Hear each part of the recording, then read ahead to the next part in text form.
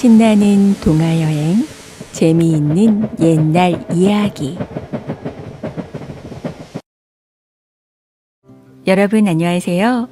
오늘도 신나는 동화여행, 옛날 이야기와 함께 해주셔서 진심으로 감사드립니다. 사람의 욕심은 끝이 없다는 말을 하곤 하죠. 내가 가지고 있는 것들이 남들과 비교하면 참 자꾸 보잘것없이 느껴질 때도 있고, 그래서 남들보다 조금 더 가지고 싶고 조금 더 앞서가고 싶은 마음, 어쩜 우리 모두의 마음 한구석에 자리 잡고 있는 솔직한 마음일지도 모르겠습니다.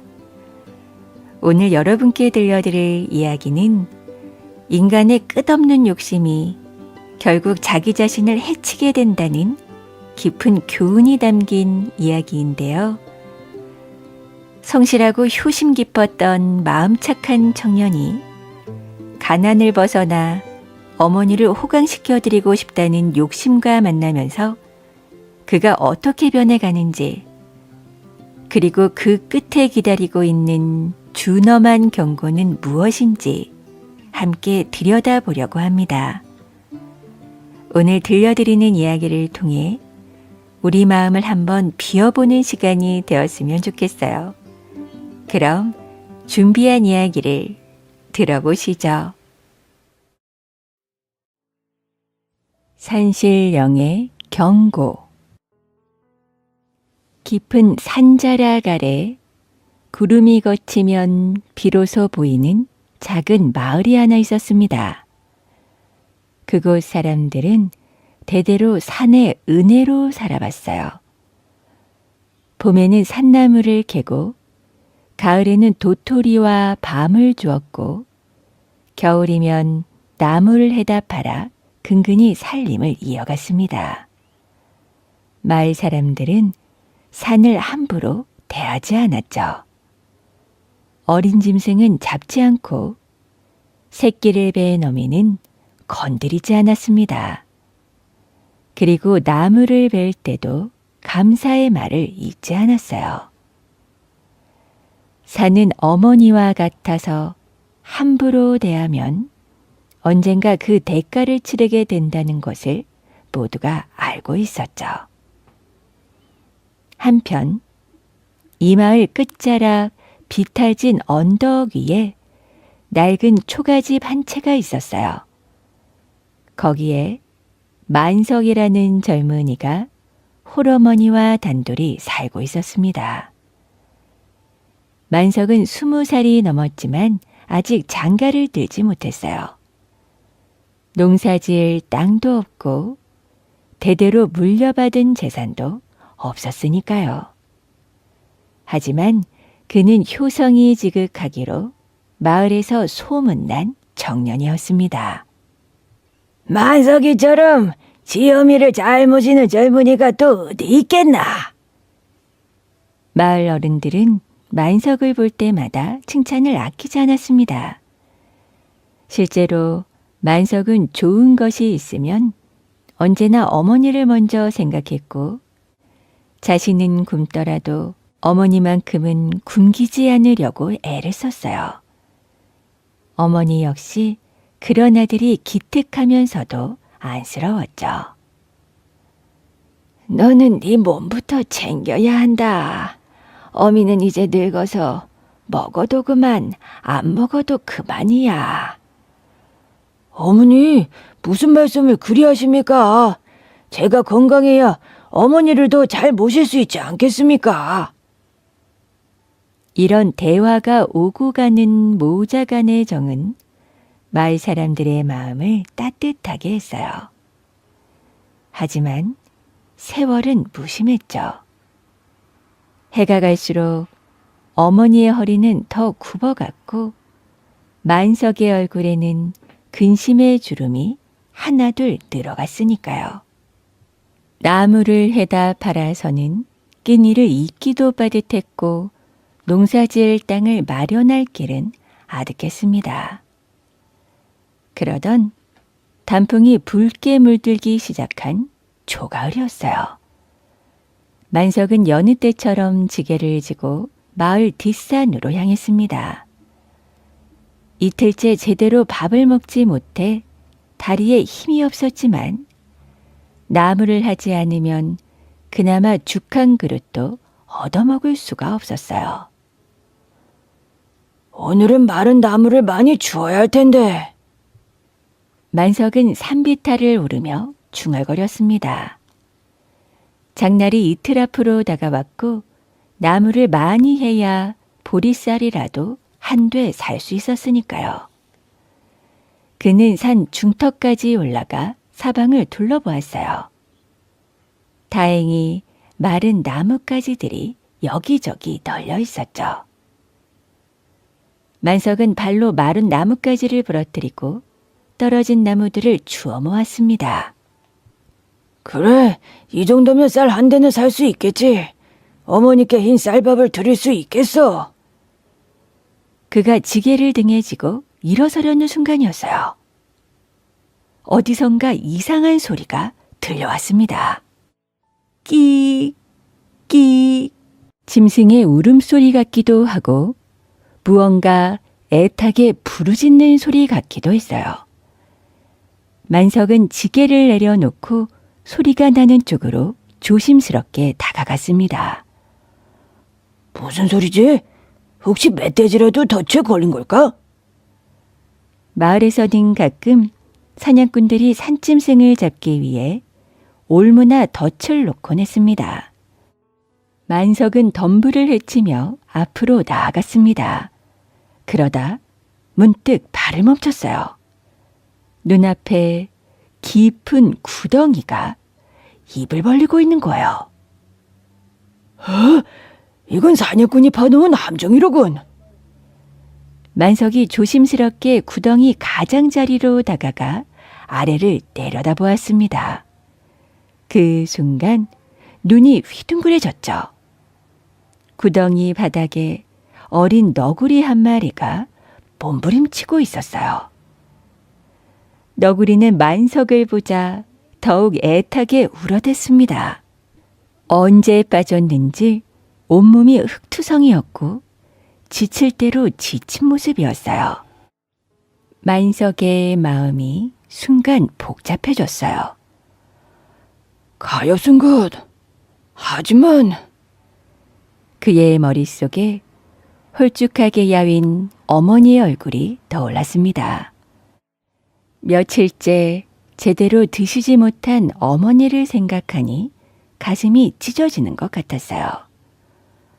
저 너구리를 잡아서 장에 내다 팔면 쌀도 사고, 그래, 고기도 살 수 있을 게야. 어머니께 제대로 된 밥상을 차려드릴 수 있어. 만석은 잠시 망설이다가 결국 구덩이로 내려갔습니다.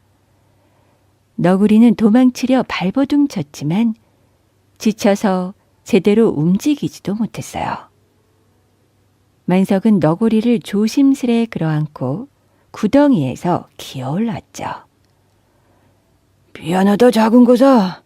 하지만 나도 살아야 한다.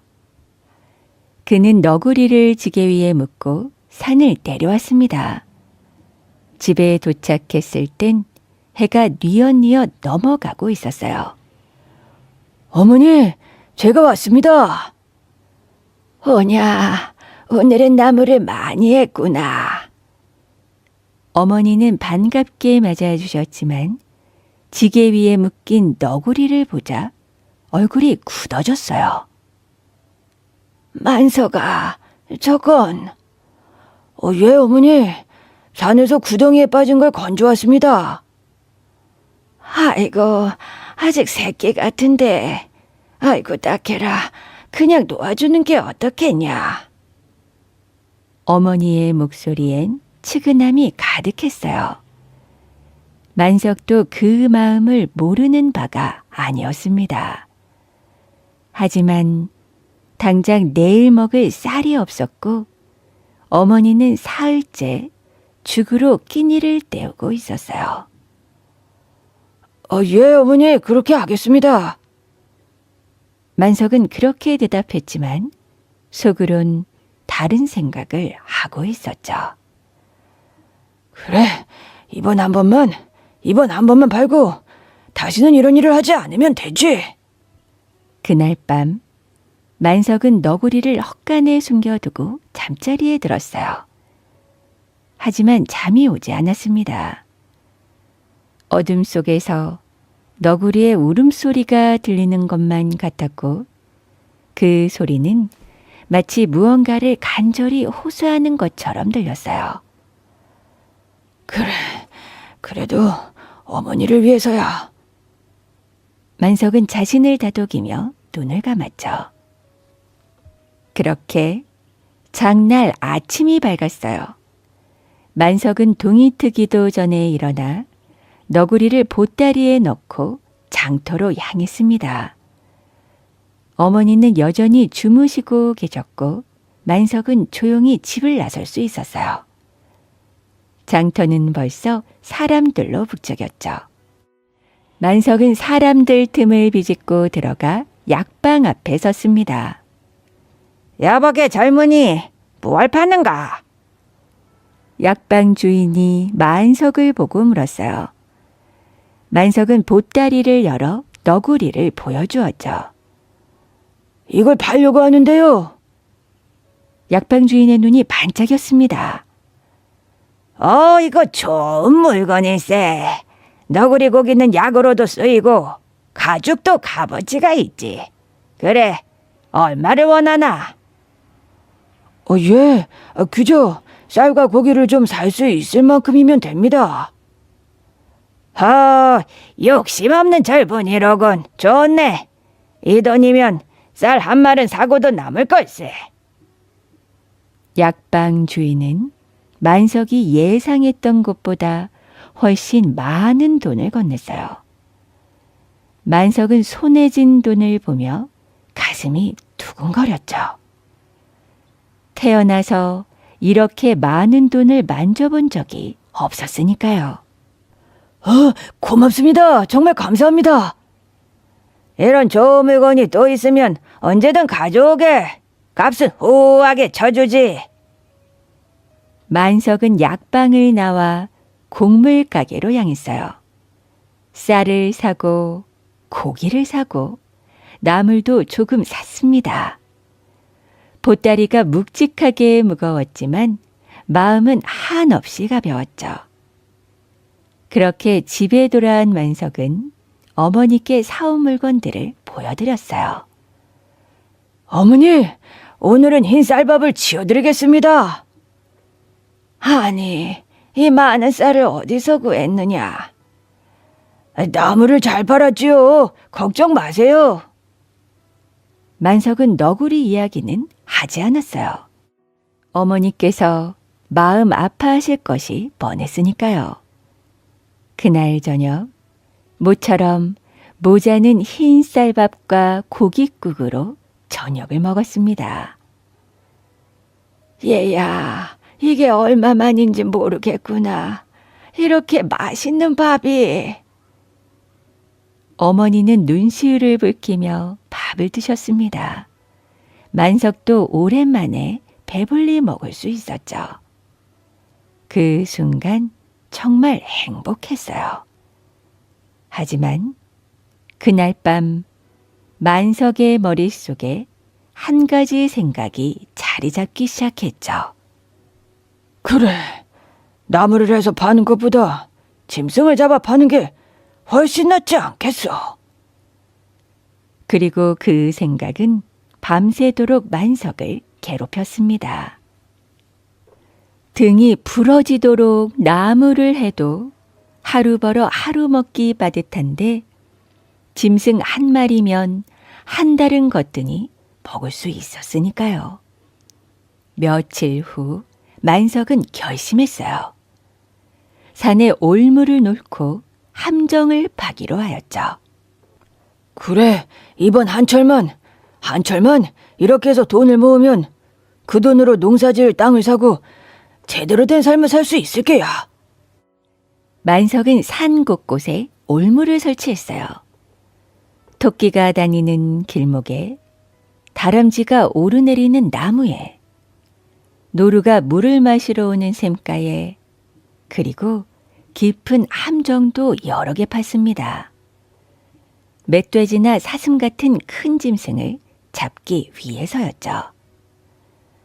그래, 이 정도면 며칠에 한 마리씩은 잡을 수 있을 게야.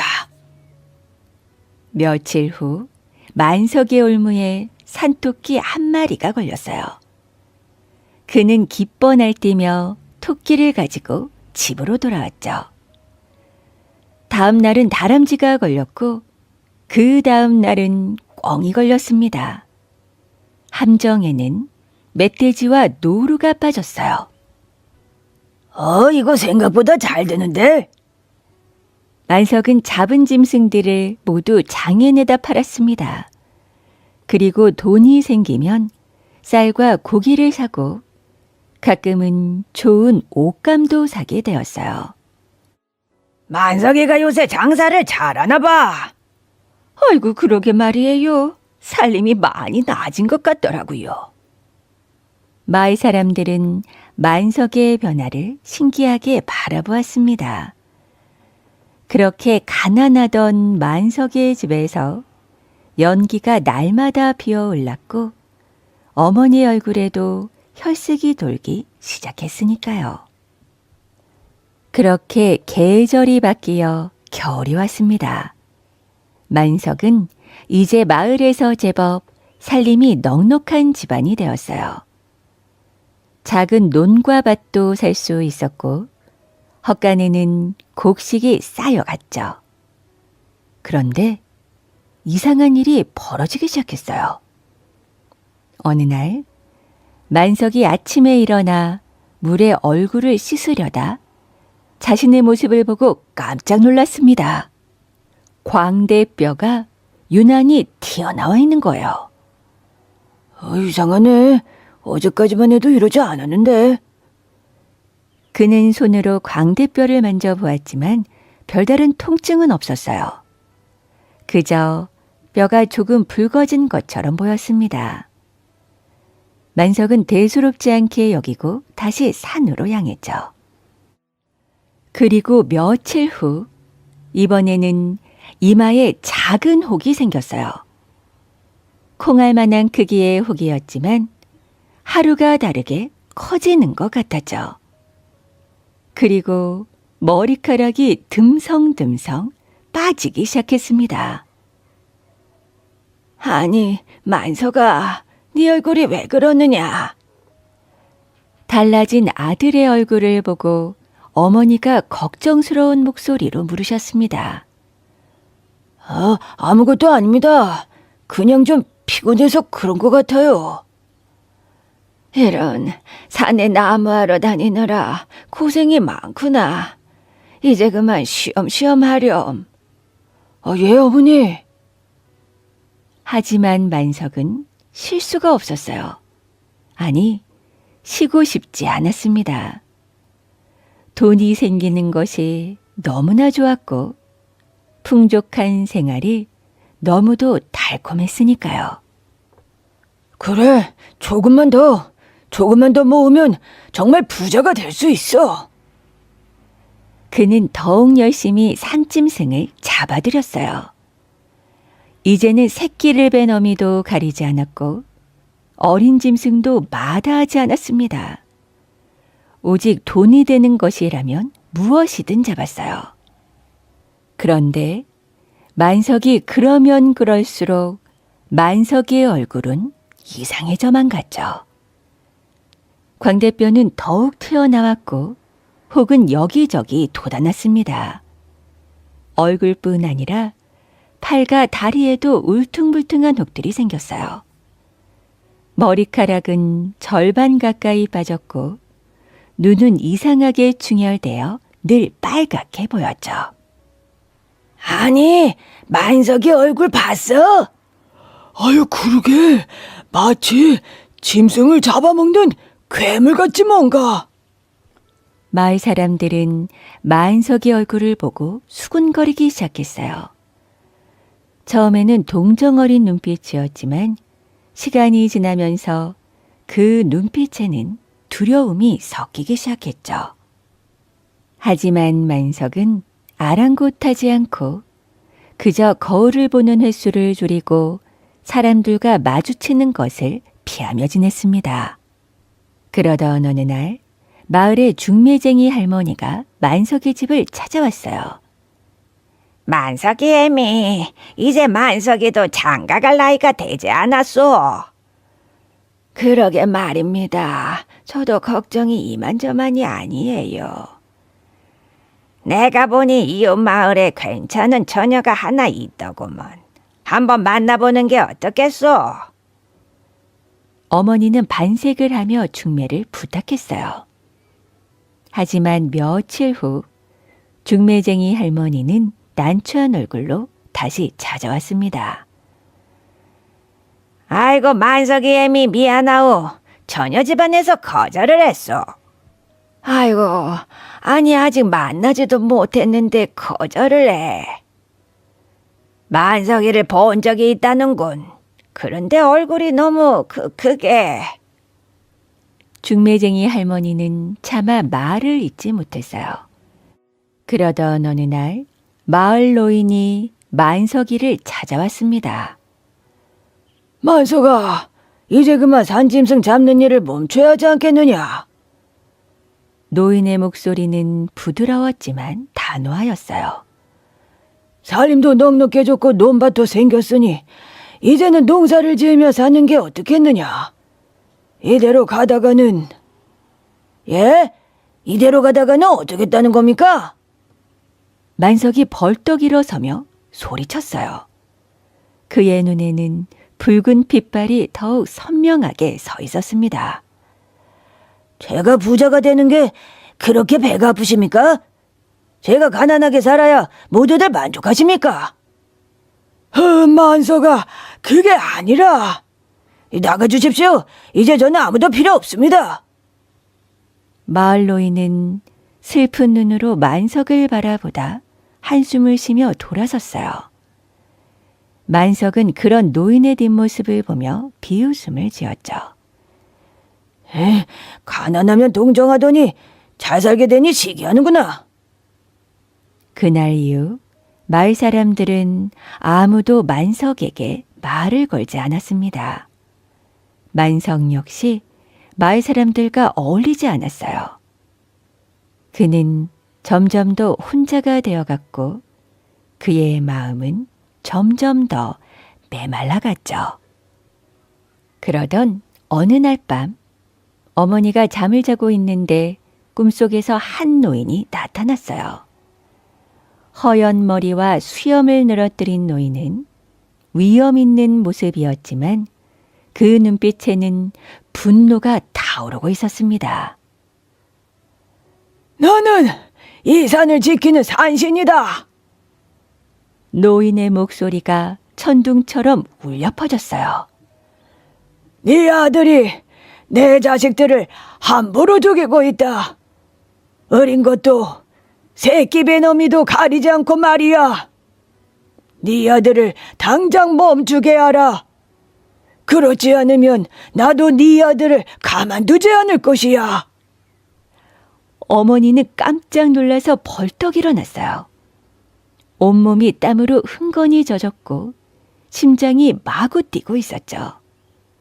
꿈이었지만 너무도 생생하고 산신령의 목소리가 아직도 귓가에 쟁쟁하게 울리는 것 같았습니다. 아이고, 만석아. 어머니는 떨리는 목소리로 아들을 불렀어요. 만석이 잠에서 깨어 방으로 들어왔죠. 무슨 일이십니까, 어머니? 아이고, 내가 꿈을 꾸었다. 산신령님이 나타나서 네가 산짐승을 그만 잡지 않으면 너를 가만두지 않겠다고. 어머니의 목소리는 떨리고 있었습니다. 하지만 만석은 코웃음을 쳤어요. 아휴, 어머니도 이제 늙으셨군요. 아니, 그까지 꿈을 믿으시다니. 산신령이라니 그런 게 어디 있습니까? 아이고, 만석아, 제발. 어머니, 이제 저를 그만 괴롭히십시오. 저는 잘못한 게 없습니다. 만석은 버럭 화를 내며 방을 나가버렸어요. 어머니는 홀로 남아 눈물을 흘렸습니다. 아이고, 내 자식이 저렇게 변하다니. 차라리 가난하게 살았으면 이런 일은 없었을 텐데. 그해 겨울은 유난히 추웠어요. 눈이 펑펑 쏟아져 산과 들을 하얗게 뒤덮었습니다. 마을 사람들은 모두 집안에 움츠려 있었지만 만성만은 달랐죠. 그래, 이런 날일수록 짐승들이 제대로 도망치지 못하지. 좋은 사냥기회야. 그는 눈보라가 몰아치는 날에도 산으로 향했어요. 어머니가 말렸지만 소용없었습니다. 만석아, 제발 오늘만은 가지 말거라. 눈이 너무 많이 내린다. 어머니는 걱정이 너무 많으십니다. 저는 이제 산을 손바닥보다 아는데 무슨 걱정입니까? 만석아, 이 어미의 마지막 부탁이다. 제발 이제 그만하거라. 어머니는 아들의 옷자락을 붙잡으며 애원했어요. 하지만 만석은 어머니의 손을 뿌리쳤죠. 그렇게 그는 어머니를 뒤로 한 채 펑펑 쏟아지는 눈 속으로 사라졌습니다. 어머니는 문간에 서서 하얗게 변해가는 산을 올려보며 눈물을 흘렸어요. 산신령님, 제발 제 아들을 살려주십시오. 만석은 눈길을 헤치며 깊은 산속으로 들어갔어요. 눈은 점점 더 거세게 내렸고 바람은 살을 애는 듯 차갑게 불어왔죠. 하지만 그는 아랑곳하지 않았습니다. 어디 보자. 오늘은 무엇이 걸렸을까? 그런데 이상했어요. 평소라면 한두 마리는 잡혔어야 하는데 올무는 모두 비어 있었습니다. 함정도 마찬가지였어요. 이상하네. 짐승들이 다 어디로 간 거지? 만석은 의아해하며 더 깊은 산속으로 들어갔죠. 그때부터 눈은 더욱 거세게 내리기 시작했습니다. 안 되겠다. 눈이 너무 많이 오는구나. 이제 돌아가야겠어. 그렇게 만석이 돌아서려는 순간 갑자기 발밑에서 무언가가 무너지는 느낌이 들었어요. 으아! 그는 비명을 지르며 아래로 떨어졌습니다. 그가 떨어진 곳은 자신이 파놓은 함정이었어요. 깊이 파놓은 구덩이는 눈에 덮여 보이지 않았고 만석은 자신의 함정에 빠진 것이었죠. 이런! 만석은 일어나려고 했지만 다리를 다쳐 일어날 수가 없었습니다. 구덩이는 생각보다 깊었고 벽은 너무도 가팔랐어요. 사람 살려! 누구 없어! 그는 있는 힘껏 소리쳤습니다. 하지만 눈보라 소리만 들릴 뿐 아무 대답도 없었죠. 그렇게 하염없이 시간은 흐르고 구덩이 안도 점점 차가워졌어요. 추워. 그의 머릿속에 하나둘씩 기억들이 떠올랐습니다. 처음 너구리를 잡던 날, 어머니께서 놓아주라고 하셨던 그날. 그때 어머니의 말을 들었더라면 마을 노인이 사냥을 그만두라고 하셨던 그날. 그때 귀담아 들었더라면 내가 너무 욕심을 부렸어. 하지만 후회해도 이미 때는 눕고 말았어요. 눈은 하염없이 내렸고 추위는 점점 깊어갔죠. 한편 며칠이 지나도 만석이 돌아오지 않자 어머니는 마을 사람들에게 애원했습니다. 제발 제 아들을 찾아주십시오. 제발. 만석이 어미, 이 폭설에 어떻게 산에 들어갑니까? 눈이 그치면 찾아보겠습니다. 그렇게 눈이 그친 것은 일주일이 지난 후였어요. 마을 사람들은 산으로 올라가 만석을 찾기 시작했죠. 만석아 어디 있느냐? 사람들은 산을 이곳저곳 뒤졌습니다. 하지만 만석은 어디에도 보이지 않았어요. 아무래도 호랑이에게 잡아먹힌 게 아닐까? 그러게 말이야. 아니면 눈사태에 묻혔을 수도. 하지만 어머니는 포기하지 않았어요. 제발 조금만 더 찾아주십시오. 제발. 마을 사람들은 어머니의 눈물을 보고 차마 그만둘 수가 없었어요. 그래서 다시 산으로 올라갔습니다. 그렇게 한 달이 다 되어갈 무렵이었어요. 수색대 중 한 사람이 이상한 것을 발견했습니다. 여기 좀 보십시오. 사람들은 소리나는 쪽으로 우르르 몰려갔어요. 눈 속에 무언가가 묻혀 있었습니다. 사람들은 눈을 지우기 시작했죠. 그러자 깊은 구덩이가 드러났어요. 이거 만석이가 파놓은 암정이구먼. 구덩이 안을 한번 보십시다. 사람들은 구덩이 안을 들여다보았습니다. 그 순간 모두가 숨을 멈추고 말았어요. 저건 만석이 아니야. 구덩이 바닥에 만석이가 있었죠. 무릎을 꿇고 두 손을 앞으로 모은 채 마치 무언가에게 용서를 빌고 있는 것 같았어요. 이런, 스스로 판 함정에 빠져 죽다니. 저 자세는 용서를 빌고 있는 것 같아. 사람들은 그렇게 만석이의 시신을 끌어올렸어요. 얼어붙은 그 얼굴에는 고통과 후회가 어려 있었습니다. 어머니는 아들의 시신을 끌어안고 통곡했죠. 그렇게 장례가 끝나고 봄이 왔습니다.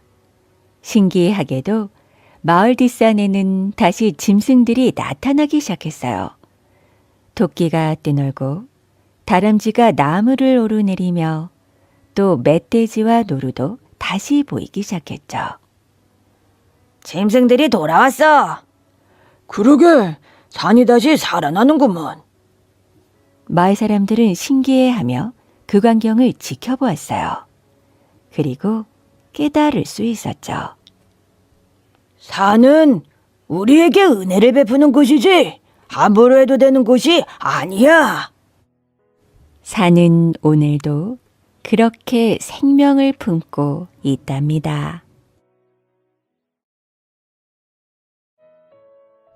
아버지의 유언. 옛날 어느 마을에 만석군 부자가 살았습니다. 만석군은 딸 하나를 시집 보내고 뒤늦게 아들을 얻었죠. 그런데 만석군은 곧 큰 병이 들어 남매를 불러놓고 유언을 남기게 되었습니다. 내가 죽거든 너희 남매는 부디 의족해 지내거라. 집안의 재산은 모두 큰애가 갖고 작은애는 갓과 두루마기 한 벌과 신발 한 켤레 그리고 종이 뭉치를 갖도록 하여라. 그렇게 유언을 남기고 만석군은 눈을 감았습니다. 그 소식을 들은 마을 사람들은 모두 고개를 갸우뚱했죠.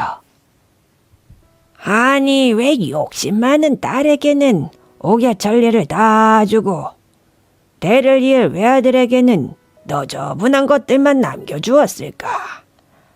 아무리 생각해봐도 참 이상한 일이야. 그리하여 누이는 유언대로 재산을 모두 차지하고 남의 눈 때문에 체면상 고아가 된 남동생을 데려다 키우게 되었어요. 하지만 누이는 남동생이 12살이 되자 갓과 두루마기와 신발과 종이를 주며 매정하게 내쫓아 버렸죠. 이건 아버지께서 너에게 물려주신 것이다. 너도 이제 다 컸고 나도 친정동생 데려다 키운다고 눈치 보기 싫으니 어서 이걸 갖고 갈 길을 가거라. 남동생은 당장 잘 곳도 없어 여기저기 떠돌며 고달프게 남의 집 머슴살이를 하게 되었죠. 하지만 이를 능숙하게 할 나이는 안 되어 밥벌이 하기도 힘들었습니다. 그러던 어느 날 살바람, 입생추위와 굶주림을 견디다 못한 남동생은 누이를 찾아가게 되었죠. 누님, 저도 장사라도 해보게 재산을 좀 나눠주십시오. 매야? 나는 아버님의 유언대로 했을 뿐이니 이제 더 이상 아무 부탁도 하지 말거라. 누이는 냉정하게 거절하며 동생을 내쫓아버렸어요. 아버님은 왜 내게 이런 것만 남겨주셨을까? 남동생은 억울하기도 하고 서럽기도 하고 아버지의 참뜻을 알 수가 없었죠. 그래서 결국 관가에 찾아가 호소를 하게 되었습니다. 하지만 사정 이야기를 들은 사또는 고개를 내절 뿐이었어요. 유언이 그러하니 어떻게 하겠느냐? 남동생은 새로운 사또가 올 때마다 계속해서 호소했지만 대답은 한결같았고 속 시원한 해결이 나지 않았죠. 그러던 어느 날 슬기롭기로 소문이 난 사또가 고을로 부임해 와서 이 사건을 맡게 되었어요. 사람들은 너나 할 것 없이 재판을 구경하려고 구름같이 몰려들었습니다. 이번엔 재판을 잘하기로 유명한 사또가 오셨다는군. 아이고, 아무리 유명한 사또가 왔어도 어쩔 수 없을 거예요. 유언이 그런들 어떻게 하겠어요. 귀신도 담복할 만큼 지혜로운 사또라니 또 모르는 일이지. 그리고 잠시 후 사또는 남매를 불러들인 뒤 다른 사또와 마찬가지로 묻기 시작했습니다. 아버지의 유언 내용이 사실과 틀림이 없느냐? 네, 그렇습니다. 그렇다면 너희 아버지께서 돌아가실 때 너희는 몇 살이었더냐? 그때 저는 이미 시집을 갔었고 남동생은 6살이었습니다. 자식들이 부모의 유산을 가지고 다투는 것은 통탄할 일이 아닐 수 없다. 그러니 이 사건은 남매 간의 우애로서 원만히 해결해야 할 것이다. 그러자 구경하던 사람들이 실망하며 수군거리기 시작했죠. 아이고, 이번에도 별 수 없군. 괜히 힘들게 구경 왔지 뭐야. 그런데 바로 그때 사또의 말이 이어졌죠. 그러나 재판을 하는 이상 옳고 그름을 가릴 수밖에 없다. 부모가 자식을 사랑하는 마음에는 딸과 아들이 차별이 없다. 그런데 이미 다 자라 출가해서 생계에 걱정이 없는 딸에게만 전 재산을 주고 고아가 된 어린 아들에게 냉정하게 한 푼도 주지 않는 아버지가 이 세상에 어디에 있겠느냐? 그러자 사람들은 물을 끼얹은 듯 조용해지며 사또의 말에 귀를 기울였죠. 그때 사또가 누이를 향해 엄한 목소리로 말했어요.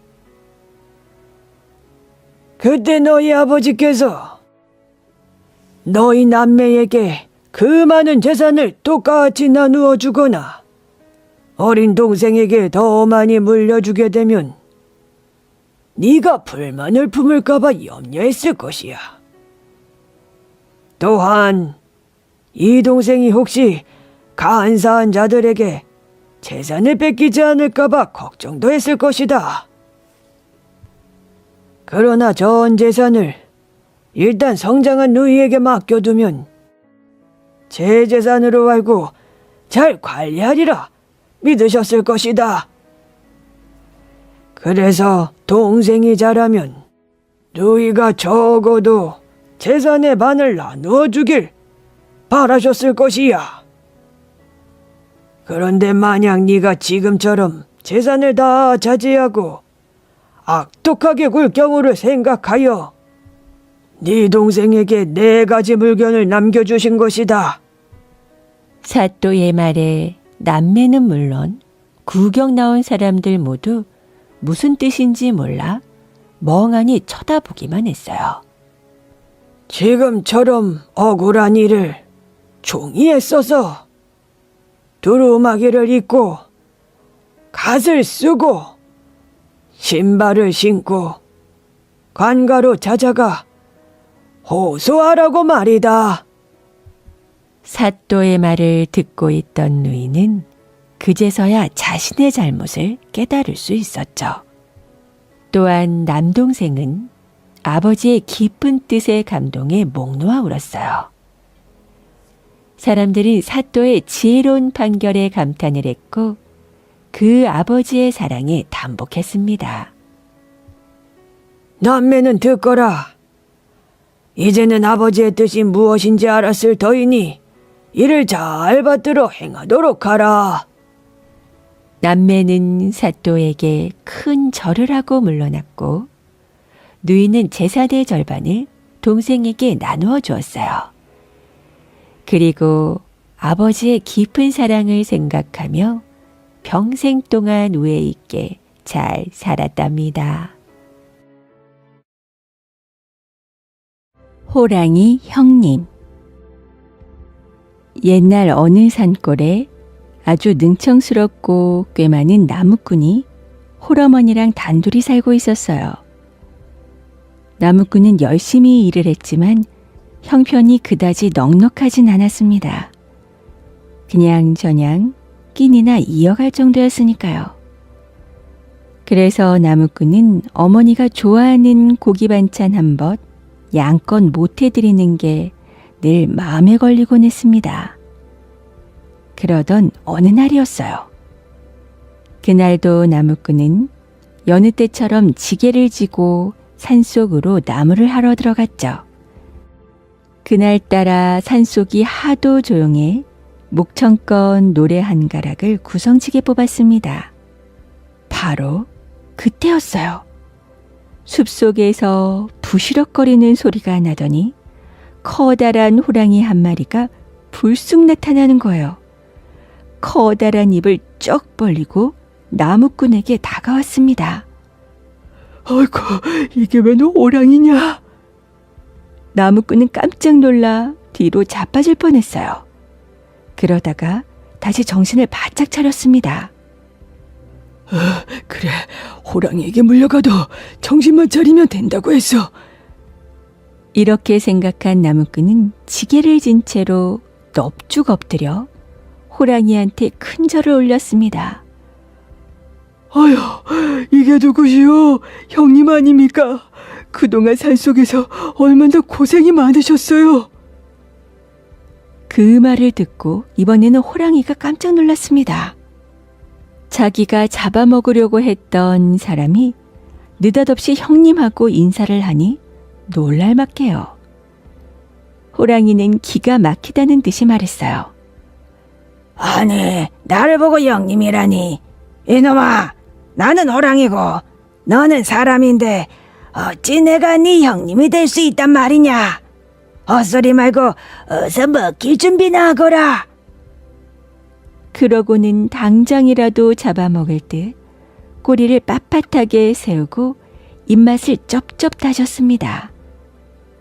그래도 나무꾼은 꿈쩍도 안 했어요. 오히려 호랑이 앞으로 바짝 다가앉으며 시치미를 뚝 떼고 말했죠. 형님, 그런 소리 마십시오.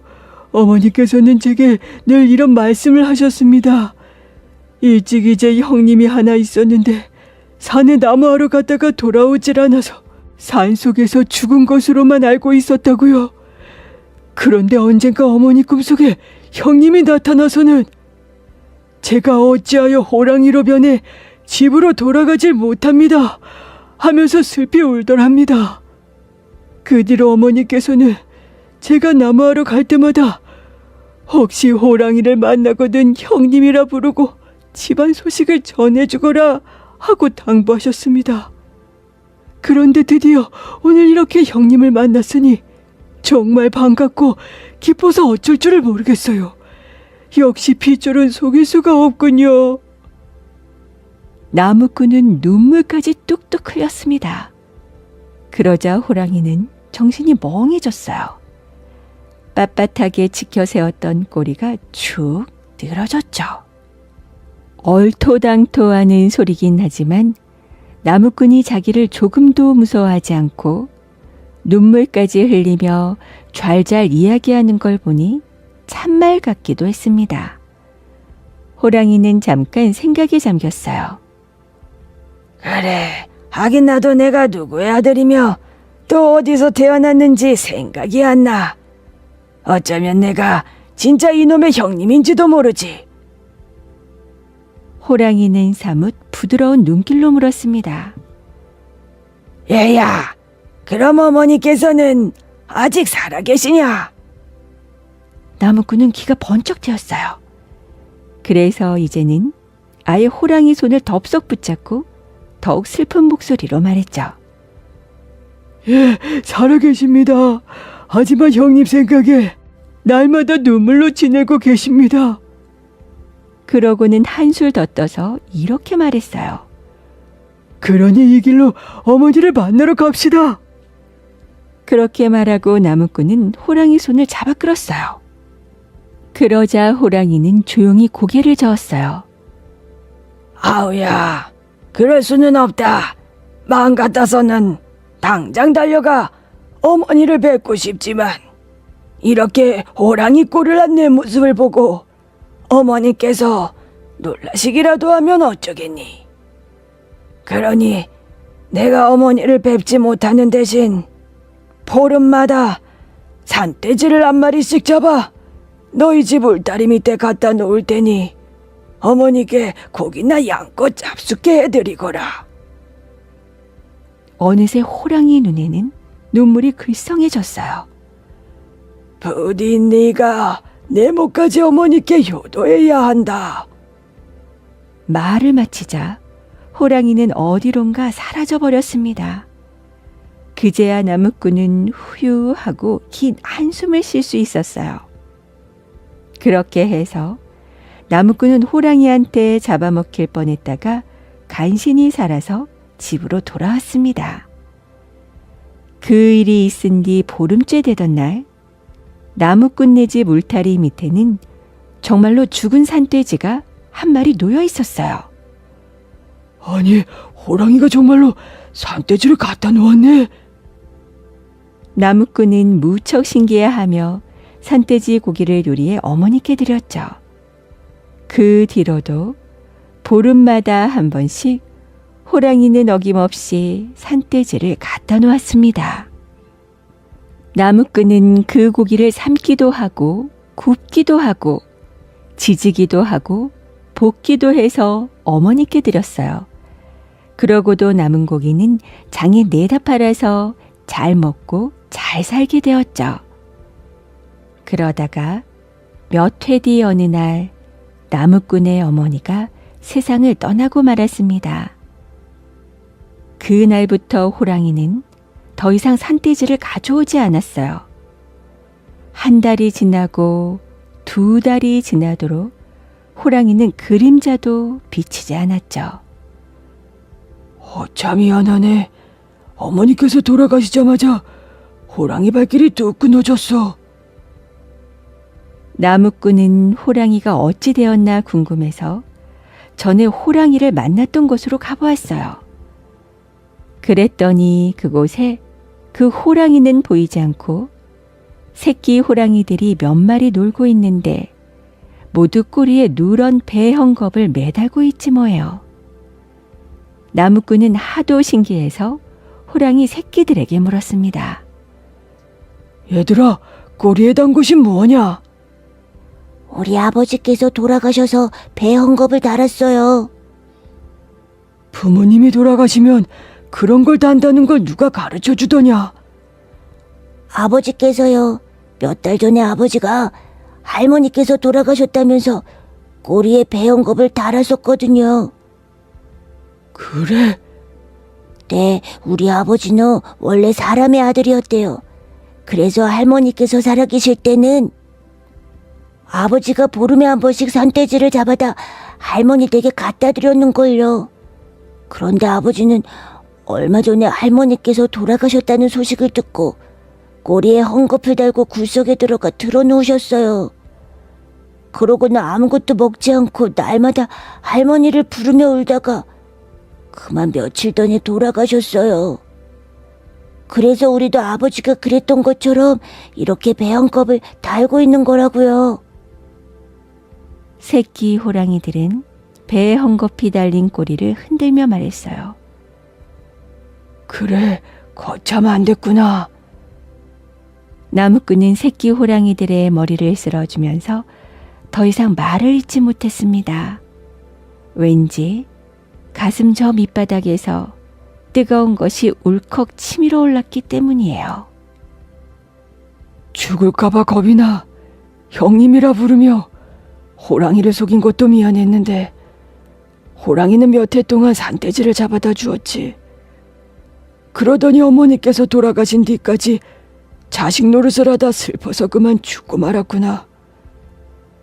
진짜 사람의 아들인 나는 그 호랑이보다 훨씬 못한 놈이었구나. 나무꾼은 미안하고 고맙고 또 부끄러운 마음에 가슴이 미어지는 듯 아팠습니다. 새끼 호랑이들아, 너희 아버지가 불쌍하구나. 나무꾼은 이렇게 말하면서 뜨거운 눈물을 주르르 흘렸어요.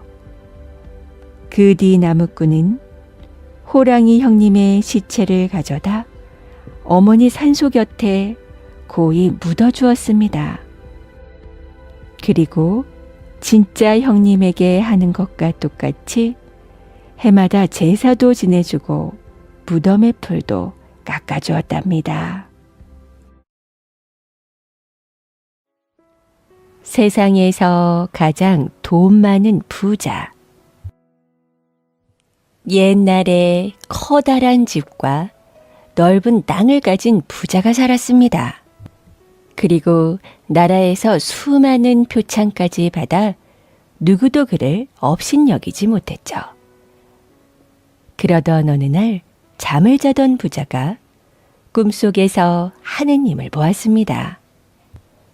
내일 밤에 이 세상에서 가장 큰 부자가 죽을 것이다. 깜짝 놀라 잠에서 깬 부자는 하느님의 말씀이 또렷이 기억이 났습니다. 이 세상 가장 큰 부자가 바로 나인데. 부자는 자기가 틀림없이 내일 죽는 사람이라고 생각했죠. 그래서 하느님이 자신의 죽음을 미리 알려준 거라고 믿었어요. 마음이 불안해진 부자는 다시는 잠을 이룰 수 없었습니다. 그리고 이튿날 아침 부자는 하인들에게 일렀죠. 온 나라에 있는 의원들을 모두 불러들여라. 의원들이 오자 부자는 가장 좋은 약을 지어오라고 했습니다. 밤이 되자 부자는 의원들이 지어온 약을 먹고 잠자리에 들었어요. 하지만 이리 뒤척 저리 뒤척 잠을 이루지 못했죠. 이렇게 밤이 깊어가고 새벽녘이 되었습니다. 해가 뜨자 부자는 자신이 아직 죽지 않았다는 생각에 무척 기뻤어요. 부자는 혹시나 하는 생각에 자기 허벅지를 꼬집어 보았죠. 허벅지가 시퍼렇게 멍이 들고 나서야 부자는 자신이 살아있음을 믿을 수 있었죠. 아이고, 하느님 고맙습니다. 제 목숨을 살려주셨군요. 그때 멀리서 교회 종소리가 들려왔죠. 이 소리는 부자가 가만히 들어보니 죽은 사람을 위해 울리는 종소리였어요. 부자는 하인을 불러 누가 죽었는지 알아오라고 시켰습니다. 영감님, 지난밤에 눈먼 거지가 죽었다고 합니다. 부자는 그 눈먼 거지가 누구인지 알고 있었어요. 부자가 사는 마을에서 허름한 옷을 입고 구걸을 하던 거지가 있었거든요. 그 거지는 나이가 아주 많았는데 추우나 더우나 늘 같은 옷을 입고 있었습니다. 부자뿐만 아니라 마을 사람 모두가 그 거지를 알고 있었어요. 부자는 길을 가다 가끔 거지를 만나면 모른 척 스쳐 지나갈 뿐 도와준 적은 없었죠. 이럴 수가. 분명 가장 부자인 사람이 죽는다고 했는데. 부자는 이상히 여기며 혹시 그 거지가 남몰래 많은 재산을 숨기고 있었던 것은 아닐까 의심했습니다. 그래서 하인을 시켜 거지가 살던 움막을 싹 뒤지게 했죠. 하지만 거지 움막에서는 아무것도 나오지 않았어요. 움막에는 깔고 자던 집과 불로 만든 베개밖에 없었죠. 그러자 부자는 하인을 시켜 이번에는 움막 밑에 땅도 파보게 하였습니다. 하지만 땅 속에는 벌레들밖에 없었죠. 아니, 도대체 하느님은 왜 나에게 그런 말을 했지? 부자는 혼자서 궁금했어요. 하지만 영 그 이유를 알 수 없었죠. 마침내 부자는 교회를 찾아가 신부님께 물어보기로 했습니다. 신부님, 제가 며칠 전에 꿈을 꾸었습니다. 부자는 신부님께 자신이 꾼 꿈과 거지가 죽은 이야기를 했어요. 도대체 하느님의 말씀이 무슨 뜻이었을까요? 신부님은 아무 말 없이 부자의 말을 끝까지 듣고 있었습니다. 그리고 한참 동안 골똘히 생각하더니 나지막하게 말했어요. 눈이 보이지 않았던 거지는 하늘에다 많은 재산과 보물을 모았을 것입니다. 신부님의 말에 부자는 어리둥절했죠. 하늘에다 재물을 모은다니요? 어떻게 그럴 수가 있습니까? 부자가 깜짝 놀라서 묻자 입가에 미소를 띠며 대답했어요. 살면서 아무리 많은 돈과 보석, 땅을 가지더라도 죽으면 아무 소용이 없지요. 하지만 욕심 없는 착한 사람은 많은 사람에게 그 사랑을 전해줍니다. 눈먼 노인은 비록 구걸을 했지만 다른 사람을 해코지하거나 괴롭히지 않았을 겁니다. 하느님은 이 세상에 어떤 재산이나 보물보다 노인의 착한 마음을 값지게 여겨 그를 부자라고 한 것 같습니다. 그제야 부자는 하느님이 왜 자신의 꿈에 나타나 그런 말을 했는지 알 수 있었어요. 그날부터 부자는 자기가 가지고 있던 많은 재산을 가난하고 굶주린 사람들을 위해 내놓았습니다. 힘들고 어렵게 사는 사람들을 있는 힘껏 도와주었어요. 그렇게 시간이 흘러 죽음을 맞이한 부자가 신부님께 말했죠. 저는 예전 그 거지 노인만큼 하늘에다 많은 재산과 보물을 모지는 못했을 겁니다. 그래도 조금은 모아졌겠지요. 그 말을 남기고 눈을 감은 부자의 얼굴은 행복한 미소로 가득했답니다.